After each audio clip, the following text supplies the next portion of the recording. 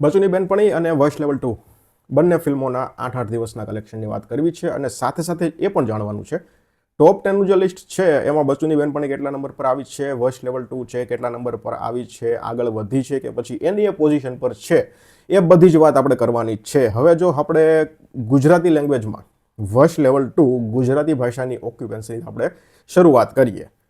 6.75% occupancy હતી overall. એની સામે હિન્દી ભાષાની જે ઓવરઓલ ઓક્યુપન્સી છે ને એ 10.25% હતી. આ છેલ્લા 2 દિવસથી હિન્દી ભાષામાં કલેક્શન છે એની ઓક્યુપન્સી જે છે ને એમાં થોડો ઘણો બહુ વધારો આવી રહ્યો છે ગુજરાતી કરતાં હિન્દી ભાષામાં. પણ ઓવરઓલ જોઈએ ને આખું ટોટલ કલેક્શન તો ગુજરાતી ભાષાનું વધારે છે એવું છે.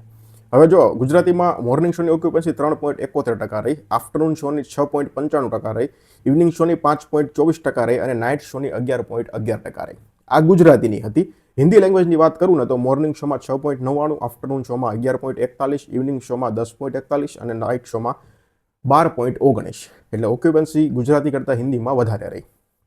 હિન્દીનું કલેક્શન 8મા દિવસનું 29 લાખ રૂપિયા આવ્યું અને ગુજરાતીનું 8મા દિવસનું કલેક્શન 24 લાખ રૂપિયા આવ્યું.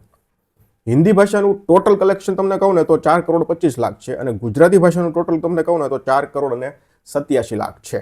બંને ભાષાનું ટોટલ કલેક્શન તમને કહું ને તો 9 કરોડ અને 12 લાખ રૂપિયા છે. એટલે આ ફિલ્મ અત્યારે ટોપ 10માં જો કહું ને તો 5મા નંબર પર આવી ગઈ છે. 6ઠા-7મા નંબર પર હતી ત્યાંથી 5મા નંબર પર આવી છે અને હજી લગભગ 3જા નંબર સુધી જશે. મેં તમને આગળ પણ કીધું હતું ને અત્યારે પણ મને એવું લાગે છે કે 3જા નંબર સુધી તો જશે જ. કારણ કે શુક્રવારના દિવસે ઘણી બધી ફિલ્મો આવે છે પણ વોઇસ લેવલ 2 અને બચુની બેનપણી એના જેટલા શો પહેલા દિવસે હતા ને એટલા જ શો અત્યારે પણ છે. એકદમ અકબંધ છે. એક પણ શો ઓછો નથી થયો. એટલે આ અઠવાડિયાનું કલેક્શન પણ ખૂબ સરસ આવશે. બચુની બેનપણીની જો ઓક્યુપન્સીની વાત કરું તો 10.88%ની રહી. મોર્નિંગ શોમાં 3.57%, આફ્ટરનૂન શોમાં 8.17%, ઇવનિંગ શોમાં 9.90% અને નાઇટ શોમાં 21.88%. આ ફિલ્મનું કલેક્શન છે, ઓક્યુપન્સી છે એ વધી છે વોઇસ લેવલ 2 કરતાં. 8મા દિવસનું આ ફિલ્મનું કલેક્શન 43 લાખ રૂપિયા આવ્યું છે. 43 લાખ રૂપિયાઓ 8મા દિવસનું.